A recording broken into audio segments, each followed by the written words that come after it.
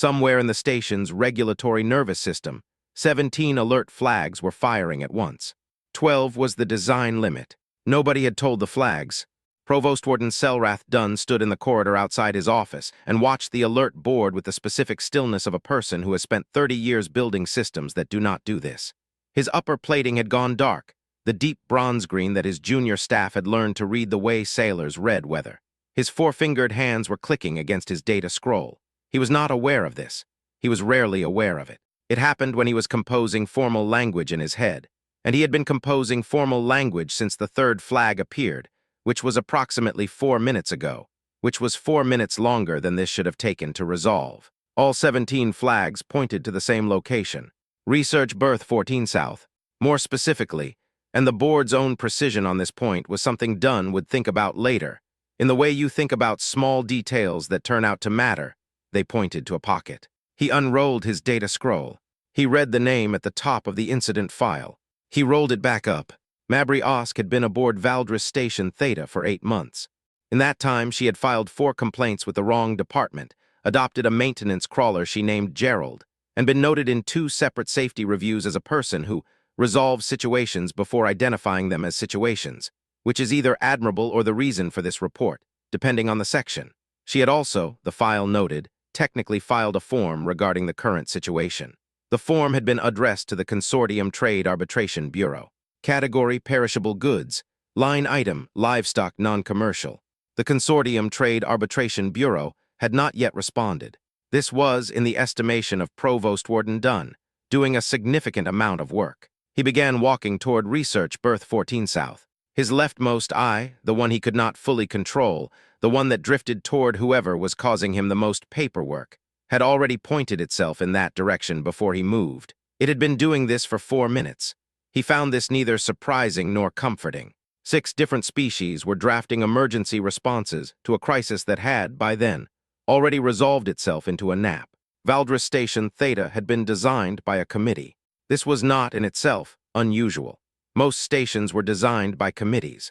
What made Valdris Theta notable was that the committee in question had reached consensus on almost nothing, except that every corridor should be navigable by at least 11 body plans simultaneously.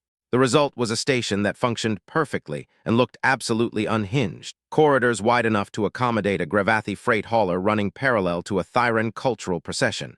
Temperature gradients that shifted by 6 degrees over the span of 20 meters.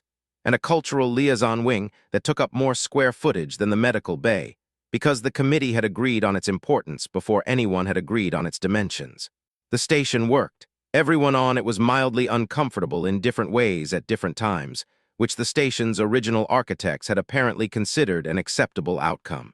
The current administrative staff had stopped filing objections about the temperature 3 years ago, when it became clear that filing an objection required submitting the complaint in 11 languages simultaneously and routing it through a review board that met on a schedule calibrated to 7 different species' fiscal calendars.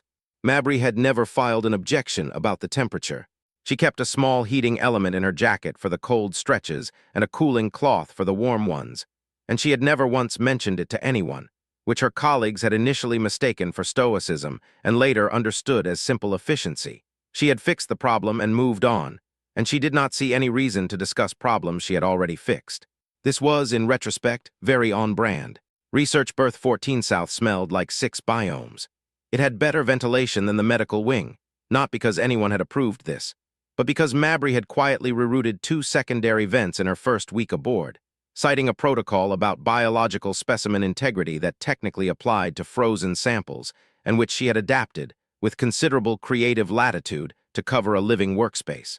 The berth was large by station standards, which meant it was not large, and it contained 1 primary workstation covered in handwritten notes, 3 portable specimen units in various states of assembly, a wall of reference files that had long since escaped their designated shelf space and begun colonizing the floor in organized piles, and Mabry Osk. Mabry was sitting at her workstation. She was not looking at her workstation. Her colleagues had learned over 8 months that this was actually her highest form of attention, that when Mabry appeared to be looking at the wall, or the ceiling, or the middle distance approximately 2 meters past whoever was speaking to her, she was processing. She answered questions while looking at something else entirely, and she answered them well, and the only indication that she was listening was that she always knew, somehow, exactly what the question had been. Her coffee was going cold beside her. It had been going cold for 40 minutes. She kept forgetting to drink it. She was making notes in a margin. The notes were about dietary preferences. The document she was writing in the margin of was not, it would later emerge, the correct form. This did not bother Mabry because she had not yet checked. The canvas field jacket was open across her chair. It was standard-issue station wear, the kind issued to research staff on intake, designed to be practical and replaced every 2 years. Mabry had never replaced hers. She had modified it instead, added pockets, removed the collar, taken in the side seams and then let them back out again so they hung loose, so there was space inside without being obvious about it, so something small could sit against her ribs without anyone needing to know. The jacket smelled faintly of 3 different biomes. Its edges were worn soft. The station's quartermaster had flagged it for replacement twice and received no response either time. It had 14 pockets. 11 of them contained something alive, sedated or recently fed. The juvenile had been in the jacket for 9 days. In that time, it had attended 4 department briefings, 2 routine safety inspections, and 1 meeting with the station's external financial auditors, who had arrived from Consortium Central on a 6-week compliance review and who were widely considered the most thorough observers on any station in the sector. None of them had noticed. This was partly because the juvenile was small.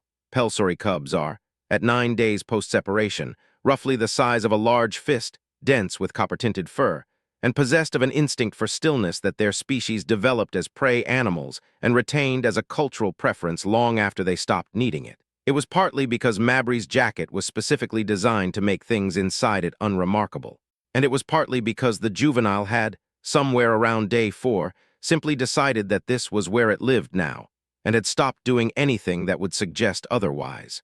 Pelsory cubs are, by nature, extremely good at deciding things. The juvenile's mother had been brought to research berth 14 South on day 1 in a state of considerable distress, injured during a cargo transfer accident in the station's lower docking ring, separated from her cub in the confusion, found by Mabry, who had been cutting through the docking ring on her way back from a specimen pickup, and who had assessed the situation, picked up both the mother and the cub, and taken them both to her berth, because the medical wing was 3 corridors further, and the mother was already trying to bite the nearest bulkhead. The mother had spent day 1 and most of day 2 in a portable recovery unit that Mabry had technically borrowed from medical supplies under a form that had technically expired. On day 3, the mother had looked at Mabry across the berth, long and still, ears tracking, and then crossed to her and pressed her forehead briefly to Mabry's hand. Mabry had noted this in her research log as a possible distress-bonding behavior and gone back to work. She had not known what it meant. She had behaved as though she did. This was, later, determined to be the most important distinction of the entire incident. There were 3 colleagues Mabry saw regularly enough to have learned their particular signatures of exasperation, which was how she thought about the sounds and expressions people made when they were about to tell her something she was going to disagree with.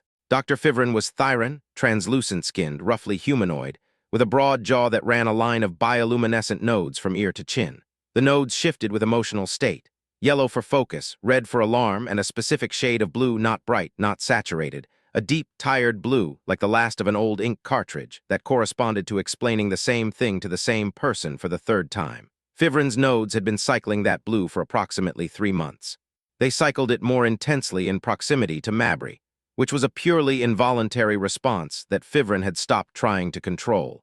Hessek was Drevathi, junior regulatory officer, assigned to the station 6 months ago, exoskeletal plating still the pale gold of a young adult, 4 fingers in a constant low-level click that intensified when he was near something undocumented. He had started wearing soft plugs in his auditory organs 2 weeks after his first extended conversation with Mabry, not to block her out, but because the clicking his own hands produced in her vicinity had begun to disturb his concentration.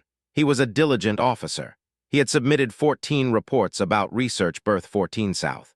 They had all been forwarded to Dunn, who had filed them in a folder labeled OISK, M, ongoing, which was the closest the Drevathi regulatory system had to a Psi. Tomas Weil was human. He was the station's senior security officer, which meant he was theoretically responsible for situations like this one, which meant he had filed 2 transfer requests in 6 months. both of which had been denied on the grounds that he was the only person on station who had managed to maintain a functional working relationship with Mabry while also writing accurate incident reports about her. He described this, in private, as the worst professional compliment he had ever received. All three of them were in their respective stations when the alert board reached 17 flags. Fivrin looked at the board, identified the location, and said nothing. The nodes went blue. Hessek looked at the board, began composing a preliminary incident notation, and started clicking. Weil looked at the board, looked at the location, and wrote in his personal log. Not the official one, the personal one, 3 words. Here we go. The security team that arrived at Research Berth 14 South consisted of Dunn, Hessek, 2 additional junior regulatory staff whose names do not appear in any version of the official incident report, and Tomas Weil, who had come because he was the senior security officer, and because, if he was being honest, he wanted to see how this one started. Dunn knocked. From inside the berth, nothing. He knocked again. "It's open," said a voice that was clearly engaged with something other than the question of who was at the door. Dunn opened the door. Mabry was at her workstation. She was looking at the wall above it, which held a pinned reference chart and 3 specimen photos, and in the top right corner, a small drawing of something that might have been Gerald the maintenance crawler or might have been a very round oval. It was hard to say. Her coffee was cold. Her jacket was open. Something in the left breast pocket shifted slightly, assessed the new arrivals, and went still again. Mabry looked at the security team. The security team looked at Mabry. "They're not here for you," Mabry said. She was, it became clear, talking to her pocket. A beat passed. "Probably," she added. Dunn unrolled his data scroll. It took him a moment because his hands were clicking, and the clicking made the unrolling slightly uneven, and he had to smooth it before he could read from it properly. He did not acknowledge this. He read the first charge. He said, "Mabry Osk, you are in violation of Station Protocol 11, Article 3. All biological specimens must be cleared through Containment Clearance Bay 7 before entering any research berth. This has been the station rule for 11 years. Mabry listened to this. "I have a form," she said. "You filed it with trade arbitration. They haven't said no." Dunn's leftmost eye moved toward her. He could not stop it. He re-rolled the scroll, smoothed it, unrolled it again. "Protocol 17, Article 1, he said. "Contact with any protected species requires embassy notification within 6 standard hours of initial contact. You have been in contact with a Pelsory juvenile for," he checked the scroll, "9 days. "I notified the mother," Mabry said. "That is not the relevant party under the protocol." She seemed like the relevant party at the time. In the corridor outside, Hessek clicked so rapidly that the sound became nearly continuous. Dr. Fivrin, who had no official reason to be present and had come anyway, leaned against the far wall. The nodes along her jaw went blue, specifically, deeply, tiredly blue. Mabry's expression had not changed. She was watching Dunn with the same quality of attention she gave to things she found genuinely interesting, which meant she was looking at a point approximately 6 centimeters past his left shoulder. This was, Weil would note in the unofficial section of his eventual report, her most focused look. "Consortium Biological Welfare Protocol 4, Dunn said. "Foster documentation for a protected species juvenile must be filed in triplicate, simultaneously, to 3 separate bodies, the Consortium Biological Welfare Office, the relevant species embassy, and the station medical authority." He paused. "You filed once." "I filed," Mabry said. This appeared to her to be the important part. "To trade arbitration. Sentient juvenile wasn't a category," Mabry said, with the calm reasonableness of someone making a perfectly logical choice under imperfect conditions. "I chose the nearest equivalent." Hessek stepped outside. The sound of his clicking faded slightly down the corridor. It did not stop. Dunn re-rolled the scroll. This was the 3rd time. He smoothed it carefully. He was aware that re-rolling a data scroll multiple times in front of a subject was not strictly professional, but he needed something to do with his hands, and the alternative was to stand here with them clicking, which was worse. "Article 14 of the Station Orientation Manual," he said. "All station personnel are briefed on the location of consular and embassy offices during their onboarding orientation." He looked at her. All 3 eyes, which was rare, usually the leftmost wandered. "We have a Pelsory embassy on this station." Mabry's expression changed. It was the first time it had changed since they arrived. It shifted into something that took Dunn a moment to identify because he had not expected it. Genuine surprise.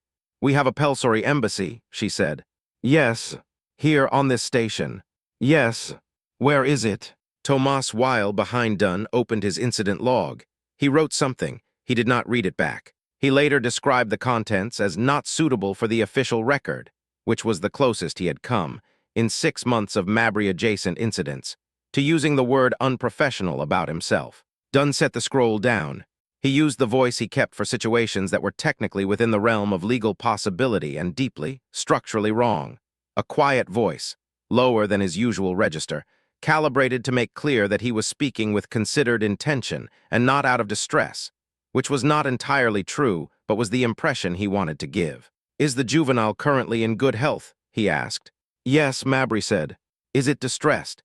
Is it showing signs of inadequate nutrition, poor environmental conditions, or separation anxiety? Mabry opened her mouth to answer. From her left breast pocket, the juvenile produced a sound. It was not a cry. It was not an alarm. It was the sound of a small, thoroughly comfortable creature who had just been reminded of its own existence and found this reminder pleasant. A low, round, rolling note that seemed, in the specific acoustics of Research Berth 14 South, to bounce off every hard surface and arrive in the ears of everyone present as a kind of auditory editorial. Everything is fine, the sound said. What are you all doing here? Dunn picked up the scroll. Mabry watched him do it.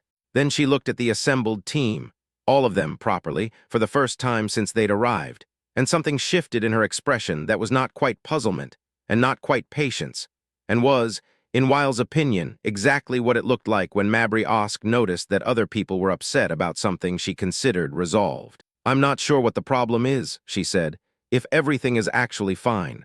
No answer.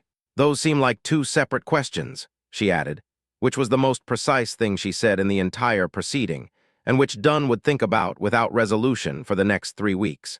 The file on Provost Warden Selrath, Dunn noted 46 interspecies procedural amendments authored, none of which had anticipated this. No notification, no authorization, no awareness that either was required. It was not that Mabry had decided to break the rules. It was that she had assessed a situation, identified the correct action, taken it, and then kept going, and the rules had simply not caught up yet. He had met people like this before. He had never met one who was right this consistently. He stood in the corridor outside Research Berth 14 South with his data scroll rolled tight under one arm and thought about subsection 11, paragraph 4 of the Valdres Accord's cultural exemption provisions, the clause that had not been invoked in 60 years, the clause that nobody in this station's current regulatory staff had ever had cause to read, the clause that he had encountered once, 11 years ago, during an amendment drafting session, and which had seemed at the time so narrow in its conditions that it barely warranted its own number. He had not yet thought through what it meant if the conditions had been met on day 3. He was about to. Back inside Research Berth 14 South, Mabry picked up her coffee, remembered it was cold, and set it back down. The juvenile shifted in her pocket. She put one hand over it, not pressing, just resting, and went back to her notes. The form in the margin was still wrong. She hadn't checked. The Accord chamber had been designed to make people feel the weight of what they were doing. This was intentional. The committee that built it had agreed on very little, but they had agreed on this, that a room where species met to settle disputes should feel like a room where things mattered. The lighting was calibrated for solemnity. The ceiling was high enough that sound moved differently inside it. Voices carried, silences carried more.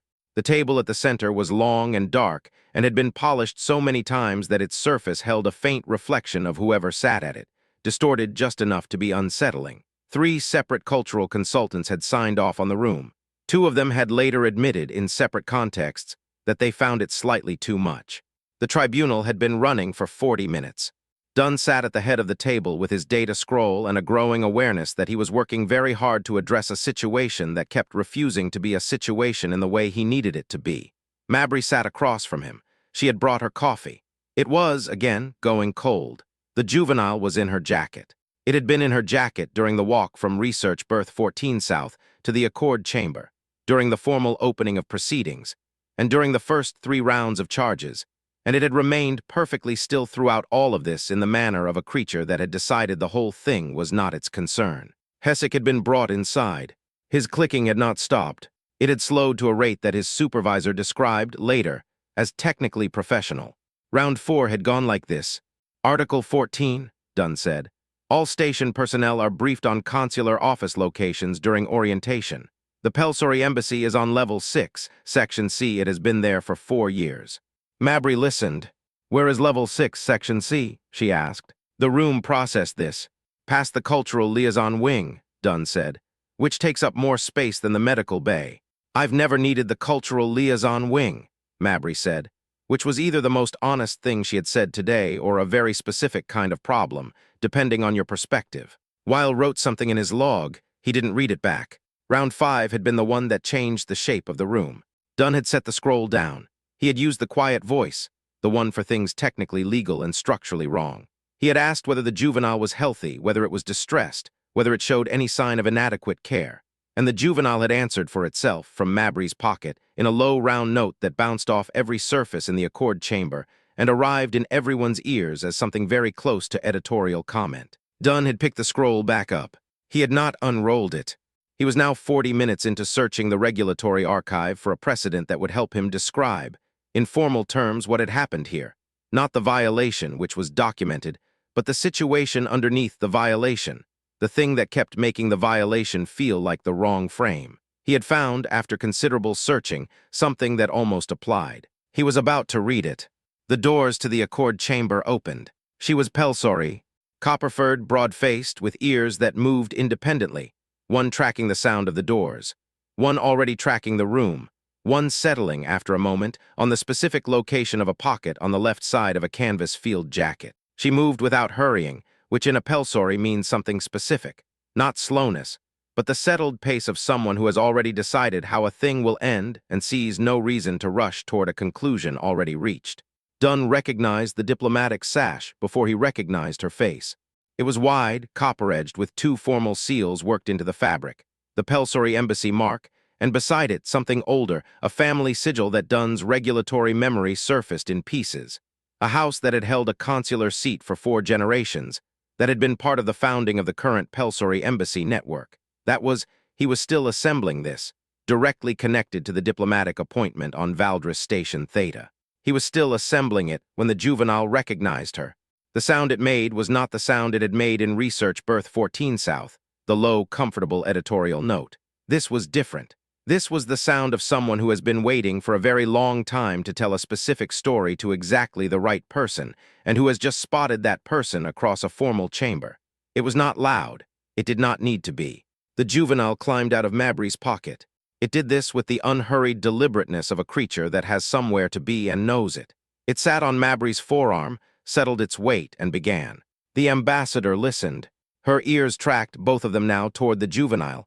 Her expression did not shift. She stood at the entrance to the accord chamber and listened for 40 seconds while the juvenile delivered what was, by any reasonable measure, a full account of the last 9 days. The docking ring, the recovery unit, the notes in the margins, the 4 department briefings attended from inside a pocket, the specific texture of canvas field jacket, the dietary preferences Mabry had spent a week calibrating, the warmth. 40 seconds. Then she looked at Mabry. "You found my granddaughter," she said. The accord chamber went quiet in the specific way of rooms, where everyone has just recalculated every assumption they have made in the last hour simultaneously. Not silence, the ventilation still ran, Hessek was still clicking, very softly, but the kind of quiet that happens when a large number of minds stop producing ambient noise because they are all doing something more urgent. Mabry looked at the ambassador. Her mother was hurt, Mabry said. She was not sure this was what the ambassador had meant to ask. It was what she had. "Yes," the ambassador said. "I know, I have been looking for them both." She paused, not long a breath. "My daughter performs the Veth rarely. She is careful with it. She has never extended it outside the pack." Dunn's leftmost eye had fixed on Mabry. It was not drifting. "She did it on day 3, Mabry said. "I didn't know what it meant." "I know," the ambassador said. "You behaved as though you did. That is why she did it." She crossed the chamber at the same unhurried pace. She stopped in front of Mabry and looked at the juvenile on her forearm, and the juvenile, having finished its account, was now engaged in grooming the edge of the ambassador's diplomatic sash with the focused care of someone performing a task they have been thinking about for some time. The ambassador watched this. She found it, she kept it safe, she did not let go. Something in the ambassador's expression shifted, not dramatically, not the way it happens in rooms built for drama. Just a small thing, a settling, like a door finding its frame. Then she turned to Dunn. Dunn had not moved. He had the scroll in his hands. He had found the precedent, the one that almost applied, the one he had been about to read. He was holding it. He had not unrolled it. "Provost Warden," the ambassador said.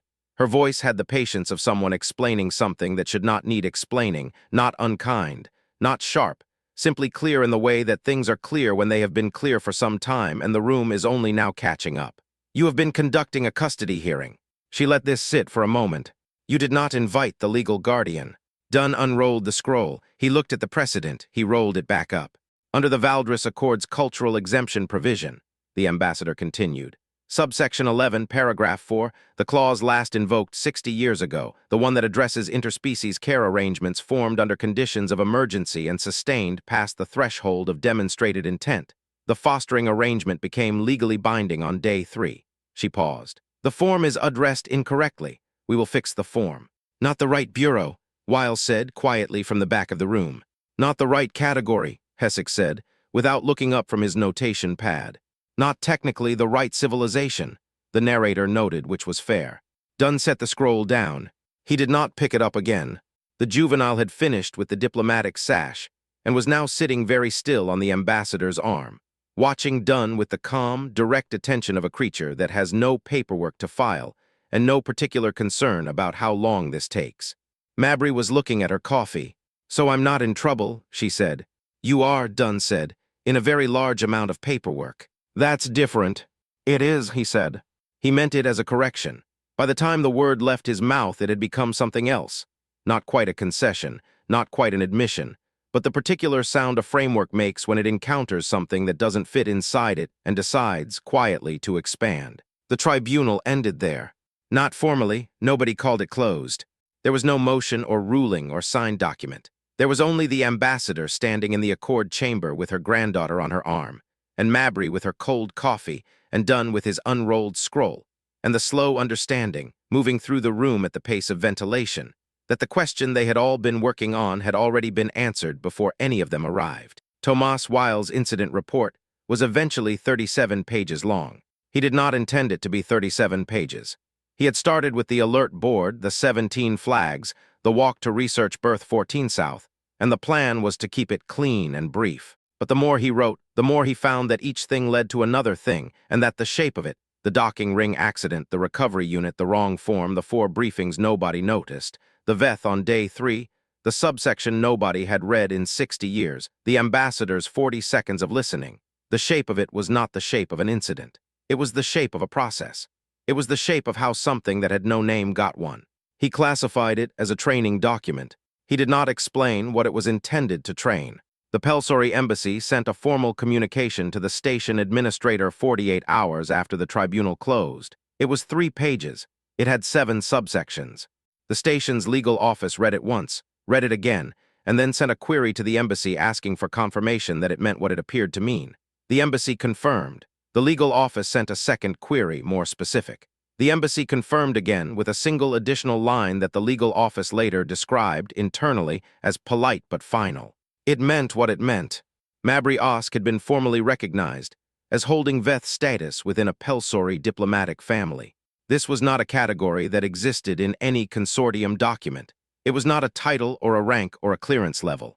Under Pelsori law, which predated the consortium by 4 centuries and which the consortium had agreed, in a treaty most of its current members had never read, to recognize as parallel legal authority in matters of family and pack. It was simply a fact. The VETH had been extended. The status was permanent. Whatever Mabry did next, she would do it as a member of a family, and the family had an embassy on level 6, section C. She had still never been there. Dunn sat in his office for 3 days after the tribunal and did not author any amendments. This was unprecedented. His staff noticed. They did not say anything. Hessick brought him a report to review on day 2, and Dunn looked at it and signed it without clicking, which was so unusual that Hessick took it back and checked it twice before filing, convinced he had missed something. On day 4, Dunn opened the consortium biological welfare intake form. He read through it. He found the section on biological specimen classification, subsection 3, line items 1 through 42. He read all 42. He scrolled to the bottom of the list. He sat for a moment. Then he opened the amendment interface, the one he had used 46 times before, the one he knew as well as he knew his own station protocols, and he added a line. Sentient juvenile, non-commercial, non-perishable. He did not add a note explaining the amendment. He did not reference the incident number, or the accord chamber proceeding, or Mabry Osk, or the juvenile, or the wrong form, or the 60-year-old clause, or the ambassador, or the sound the juvenile made in a formal chamber when it saw its grandmother for the first time. He submitted the amendment and closed the interface. Everyone knew. The final incident summary, the official one, DUNS, the one that would go into the regulatory record and be cited in future proceedings, and eventually, in a small way, change how the station classified certain categories of situation, contained a single anomaly. In the section marked equipment and materials present at incident, below 3 standard entries, there was a line that read, Canvas field jacket, standard issue modified, 14 pockets, filed under equipment miscellaneous. It had no regulatory category. It did not fit any existing classification. He had tried 4 and none of them were right, and in the end he had written what he wrote and moved on, and he did not think about the jacket again for 17 days. 3 weeks after the tribunal, Research Berth 14 South smelled like 4 biomes instead of 6. 2 of the specimen units were packed. The wall of reference files had been organized mostly into labeled containers, except for 1 stack that Mabry had looked at 3 times and decided could wait. Her workstation was mostly clear. There was a fresh cup of coffee on it, still hot, because she had made it 10 minutes ago and actually remembered it existed. The juvenile sat on her shoulder. It had been on her shoulder for most of the packing, because it had decided this was a reasonable location, and Mabry had not disagreed. It watched the room with the calm interest of someone overseeing a process they approve of. The mother had sent 3 messages. The first had been brief, a list of research station coordinates in Pelsory space, with a note that the comparative fauna database in the second location was the largest in the sector. The second had been longer, specific details about available berth space, specimen storage capacity, the ventilation situation, which was apparently excellent. The third had been 2 sentences. There is a jacket here that would suit you better. It has more pockets. Dr. Fivrin appeared in the doorway. Her jaw nodes were yellow. Not the tired blue of the past 4 months, not the blue of explaining the same thing to the same person a 3rd time, or the red of alarm, or any of the shades of professional exhaustion that the nodes had been cycling since approximately 6 weeks after Mabry arrived. Yellow. The focused, attentive yellow of someone who is present and interested, and not managing anything. She looked at the packed boxes. She looked at Mabry. She looked at the juvenile on Mabry's shoulder, which looked back at her with the same quality of attention Mabry used when she was actually listening. The ventilation in your berth is better than the medical wing, Fivrin said. It is, Mabry said. I've filed to keep the rerouting in place. Good. Fivrin looked at the juvenile again. Then she turned and walked away down the corridor, which was the full extent of the goodbye, and which was, for Fivrin, a great deal. Mabry drank her coffee. It was still hot. She set it down, picked up the last stack of reference files, decided again that they could wait and put them in a box anyway.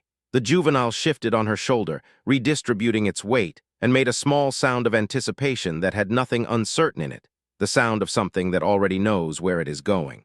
On level 7, in a supply office that handled standard equipment requisitions, a request came through from the Consortium Regulatory Division, submitted under the authorization code of Provost Warden Selrath Dunn. 1 canvas field jacket, research grade, standard issue. Modified, additional pockets requested, 14, distributed across both sides. Collar removed. Side seams left loose.